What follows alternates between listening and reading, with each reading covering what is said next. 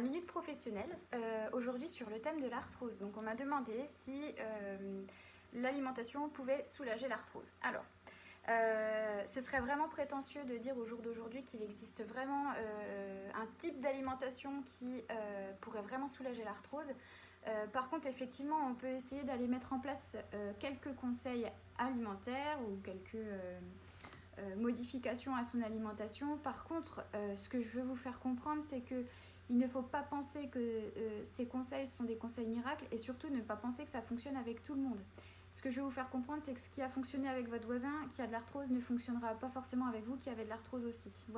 Voilà pourquoi on ne peut pas se permettre de dire aujourd'hui, oui, c'est sûr, ce type d'alimentation a des effets bénéfiques sur l'arthrose. Mais, soit, je vais quand même vous expliquer un petit peu ce qu'on peut essayer de mettre en place et voir sur le long terme si ça a des effets bénéfiques sur vous ou pas.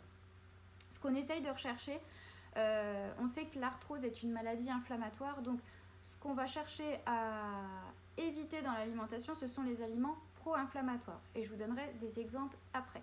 Et à l'inverse, ce qu'on va essayer pour diminuer l'inflammation, c'est d'aller chercher des aliments qui sont anti-inflammatoires. Et je vais commencer par cela. Qu'est-ce que des aliments anti-inflammatoires? Ce sont dans un premier temps les oméga 3, les fameux oméga 3 dont on entend toujours parler. Vous allez me dire, c'est bien beau, mais dans quoi on les trouve? Alors ces oméga 3, on les trouve principalement dans les poissons qui sont gras. Je vous donne des exemples, ça peut être le maquereau, le hareng, les sardines, la truite, ça peut être aussi la dorade, le turbo. Alors ça dépend où vous habitez, de ce que vous trouvez aussi, mais il y a encore plein d'autres poissons qui sont très très riches en oméga 3. Ce qu'on conseille à peu près, c'est d'être à 400 grammes sur la semaine de poisson gras pour un bon apport en oméga 3, je le précise. Les oméga 3, on en retrouve aussi dans les noix. Donc ça, c'est un fruit à coque qui est très très riche en oméga 3. Ne pas penser que tous les fruits à coque sont riches en oméga 3. Je vais prendre les amandes en exemple, elles sont plutôt riches en oméga 6. C'est pour ça aussi qu'on vous dit toujours de varier l'alimentation, parce que chaque aliment ne vous apporte pas les mêmes choses. Les oméga 3, on va aussi en retrouver dans les huiles. Il y en a dans l'huile de colza, mais ce n'est pas la plus grosse source en oméga 3. Il y en a forcément aussi dans l'huile de noix. Et surtout, si vous cherchez une huile qui est très très riche en oméga 3 et qui est intéressante, ça va être l'huile de lin. C'est une huile qui certes ne se conserve pas très longtemps et qui est plutôt fragile, mais maintenant ils les font dans des petits formats.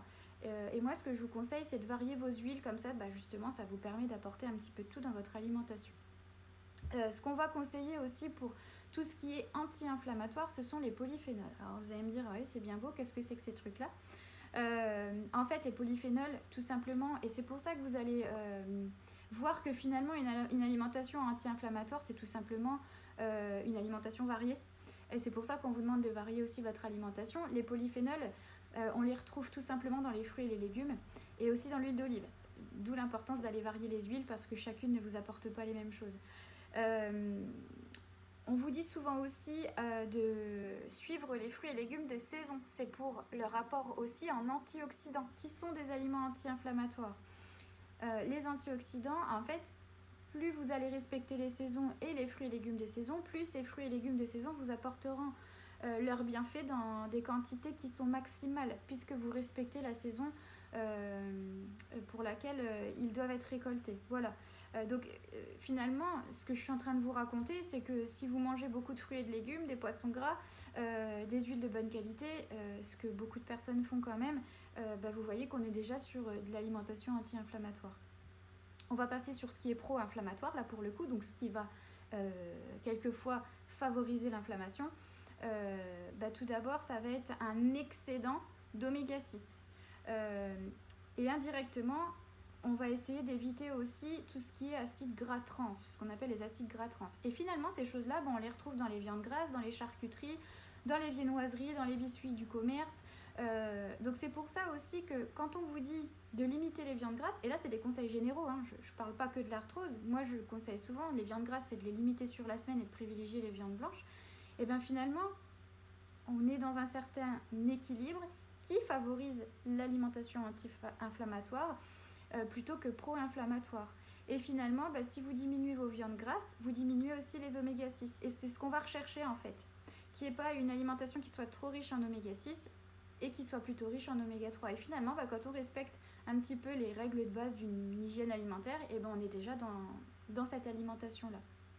On va faire attention aussi, pour ce qui est pro-inflammatoire, à tout ce qui est friture, les cuissons assez agressives, où là pareil c'est pas super bon au niveau de l'inflammation. Je terminerai avec le gluten et le lactose, et là je prends des pincettes parce que je suis pas toujours d'accord avec ce que j'entends. Ça peut être en excès des aliments pro-inflammatoires, mais là encore c'est du cas par cas.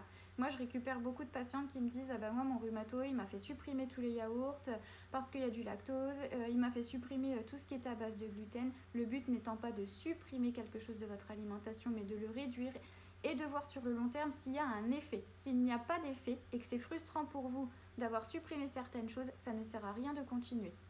Voilà, j'espère que ça a été assez clair pour vous. Donc retenez qu'une chose, c'est que l'alimentation par rapport à l'arthrose, c'est du cas par cas. Ce qui va marcher chez l'un ne marchera pas forcément chez l'autre. Voilà. Je vous souhaite une très belle journée et si vous avez des petites questions, n'hésitez pas à me les poser en dessous de la vidéo. À bientôt!